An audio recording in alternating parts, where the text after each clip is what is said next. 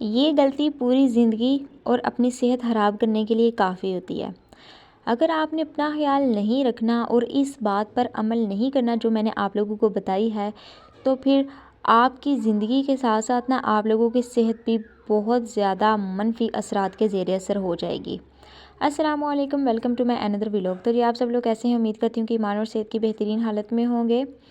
ज़िंदगी को खुशगवार बनाने के लिए और खुशहाल ज़िंदगी गुजारने के लिए आप लोगों को अपनी सेहत का बहुत ज़्यादा ख़्याल रखना होगा। अगर इस ठंड के शदीद मौसम में आप घर के तमाम कामकाज कर रही हैं लेकिन आपका अपने ऊपर कोई ध्यान नहीं है, आप फोकस्ड नहीं हैं अपने आप पर, ना ही आप लोगों ने कोई सेल्फ़ केयर रूटीन सेट करके रखी हुई है, आप अपने आप को मेंटेन करने के लिए कोई किस्म का काम नहीं कर रही, तो इसका नुकसान सिर्फ़ और सिर्फ आप लोगों की अपनी ज़िंदगी पर पड़ेगा और इसके मनफी असरात आप लोगों की सेहत पर भी पड़ेंगे।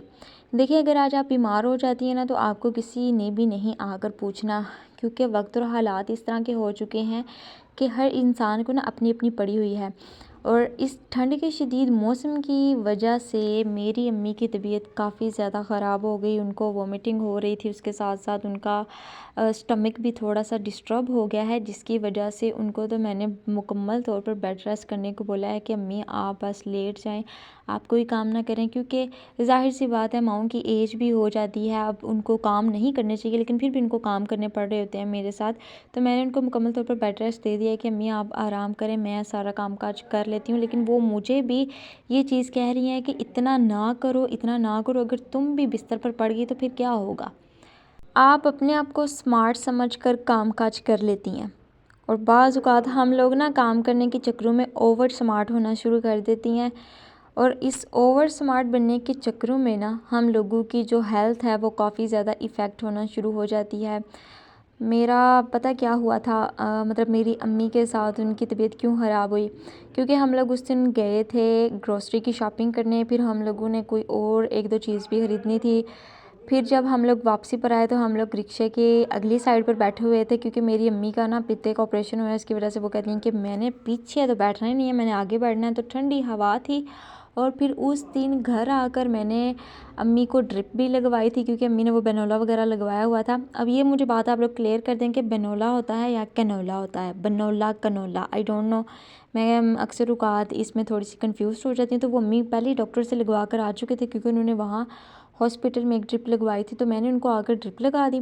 कोई रात के 2 या 3 बजे होंगे, अम्मी की तबीयत डाउन होनी शुरू हो गई, फिर सुबह तक उनको वॉमिटिंग होती रही और इसके साथ साथ उनका स्टमक भी काफ़ी ज़्यादा डिस्टर्ब हो गया। और मैं काफ़ी ज़्यादा ना अम्मी की सिचुएशन को देखकर अपसेट हो गई थी कि यार वो मेरे साथ गई थी, उन्होंने मेरे साथ काम भी करवाया, शायद इस वजह से उनकी तबीयत अपसेट होनी शुरू हो गई। तो ये हम लोगों की ना अपनी निगलेंसी थी। हम लोग चाहते हैं तो किसी और दिन भी जा सकते थे शॉपिंग करने, ग्रॉसरी लेकर आने के लिए हम लोग किसी और दिन को भी चूज़ कर सकते थे, लेकिन हम लोगों ने इस चीज़ का ख़्याल ही नहीं रखा कि ठंड है और इतनी ज़्यादा धुंध पड़ गई है। इस धुंध के शदीद मौसम में हम लोग जा रहे हैं और फिर हम लोग वापसी पर भी आ रहे हैं, तो शदीद ठंडी हवा का हम लोगों को सामना करना पड़ सकता है। तो हम लोगों ने अपनी सेहत को खुद ही नज़रअंदाज किया, जिसका नुकसान मेरी अम्मी को खुद उठाना पड़ा। मैं उनको आकर घर डांट रही थी कि ये सिर्फ़ और सिर्फ आपकी अपनी निगलेंसी की वजह से हुआ कि आप इतनी ज़्यादा बीमार हो गई हैं, और फिर मौसम भी ऐसा नहीं था, आप ट्रिप भी लगवा ली मुझसे, इसकी वजह से आपकी मुझे लग रहा है ज़्यादा तबीयत ख़राब हो गई है। तो मुझे काफ़ी ज़्यादा बुरा भी लग रहा था कि यार अम्मी बीमार हुई हैं, तो बस आप लोग दुआ करें कि वो जल्द से जल्द ठीक हो जाएं, क्योंकि अम्मी बीमार थी, इस वजह से किचन की सारी रिस्पॉन्सिबिलिटी भी मुझ पर आ गई थी और मैंने बनाए थे दाल चावल। और आप लोग ये भी देख सकते हैं कि लाइट भी ना ऑफ़ थी, और इस लाइट ऑफ़ ने ना मेरा पूरा जो खाना बनाने का मज़ा होता है ना, वो किरकिरा ज़रूर करना होता है। और मोस्टली ये उसी वक्त ऑफ़ होती है जब हम लोगों के खाना बनाने का टाइम होता है। लेकिन फिर भी मैंने जी बड़ी हिम्मत के साथ, बड़ी जिद्दोजहद के साथ और बड़ी मोहब्बत के साथ दाल चावल बनाए थे, और जो मैंने दाल को तड़का लगाया था ना लहसुन और प्याज का, वो इतना मज़ेदार लग गया था ना उसको तड़का, और उसका टेस्ट काफ़ी ज़्यादा अच्छा था। अगर आप लोग दाल बना रही हैं तो आप लोग इन दोनों चीज़ों को मिलाने के साथ साथ उसके अंदर ना सफ़ेद ज़ीरा भी थोड़ा सा डाल लीजिएगा, इसका तड़का लगाकर दाल को खाइएगा, और खाने के बाद फिर मुझे कमेंट सेक्शन में आकर लाजमी बताइएगा। हाँ, इसके साथ ही ये जो ना अदवाड़ियाँ पता नहीं कौन से चावल थे, ये मुझे नहीं पता ये मतलब इतने ज़्यादा फूले क्यों नहीं है। हालांकि जो भी हम लोग चावल लेकर आते हैं या जिनको पकाते हैं ना पहले चावलों को, तो वो काफ़ी ज़्यादा फूल जाते हैं, ये वाले फूले चले नहीं थे। इसके साथ ही मैंने सैलड बनाया था और दूसरा भी 2 किस्म के मैंने सैलड बनाए थे। हम लोग ना एक ग्रीन कलर की गोभी भी लेकर आए हैं। इसके साथ हम लोगों ने पर्पल कलर की ये बंद गोभी लाई थी। इसको हम लोगों ने सलाद वगैरह बनाने के लिए इस्तेमाल करना होता है, इसलिए हम लोग इन चीज़ों को लेकर आते ही रहते हैं। अच्छा, बात मैं क्या कर रही थी और मैं किधर की किधर निकल गई। एक्चुअली मैं खुद बहुत ज़्यादा थक गई हुई हूँ और घर की रिस्पॉन्सिबिलिटी भी ज़रा मुझ पर ज़्यादा पड़ गई है। घर की सफाई, किचन वगैरह, बर्तनों को धोना, ये सारे काम अब मुझे करने पड़ रहे हैं। लेकिन मैं हिम्मत नहीं हारी, क्योंकि देखिए मुझे पता है कि मैंने ये चीज़ करनी ही करनी है।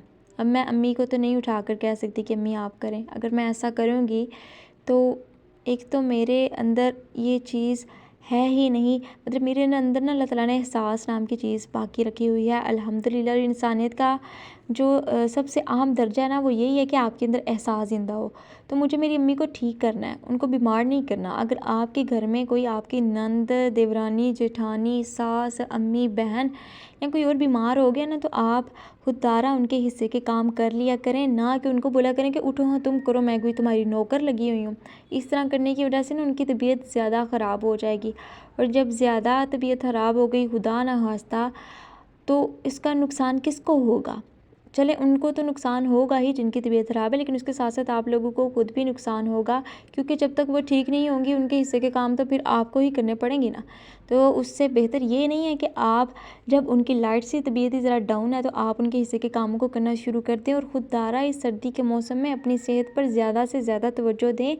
काम नहीं हो रहे तो उनको छोड़ दें। अगर आपको लग रहा है ना कि ये काम करने की वजह से मेरी तबीयत काफ़ी ज़्यादा ख़राब हो जाएगी या फिर ये मैं काम नहीं कर सकती, तो खुदारा अपने आप पर थोड़ा सा रहम खाइए और उस काम को पेंडिंग छोड़ दीजिए। अगर वो ज़्यादा ज़रूरी नहीं है, जैसे कि घर का खाना बनाना बहुत ज़्यादा ज़रूरी होता है ना, तो आप खाना वगैरह बना लें, वो भी बैठ कर हर चीज़ को करने की कोशिश करें। अगर आपने सफाई सुथराई करनी है तो मैंने आपको प्रीवियस वीडियोस में भी बताया है कि आप लोग बाहर हॉल से सफाई वगैरह कर लिया करें।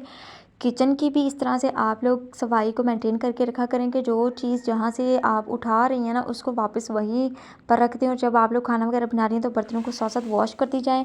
और अगर आपके पास गीज़र नहीं लगा हुआ तो फिर आप लोग पतीला एक ऊपर चढ़ा दें पानी का गर्म करने के लिए, और फिर जैसे जैसे बर्तन धोती जाएँ थोड़ा थोड़ा सा पानी निकालती जाएँ और उन बर्तनों पर डालती जाएँ। इस तरह से ना तो आप लोगों को ठंड महसूस होगी और ना ही आप लोगों के जो बर्तन हैं ना उनके ऊपर घी जमने की कोशिश करेगा।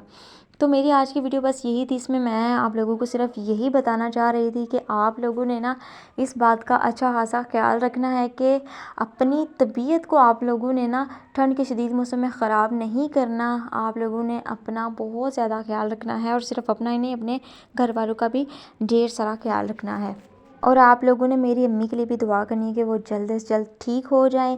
तो जी मिलते हैं नेक्स्ट वीडियो में एक नए व्लॉग के साथ, एक नई एनर्जी के साथ। तब तक आप सब लोग अपना अपने वालिदैन को और अपने प्यारों का रखिएगा ढेर सारा ख्याल, और अपनी सेहत का भी ढेर सारा रखिएगा ख्याल।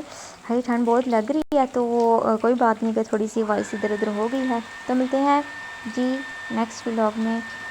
टेक केयर, अल्लाह हाफिज़, अस्सलामु अलैकुम वरहमतुल्लाहि वबरकातुहू।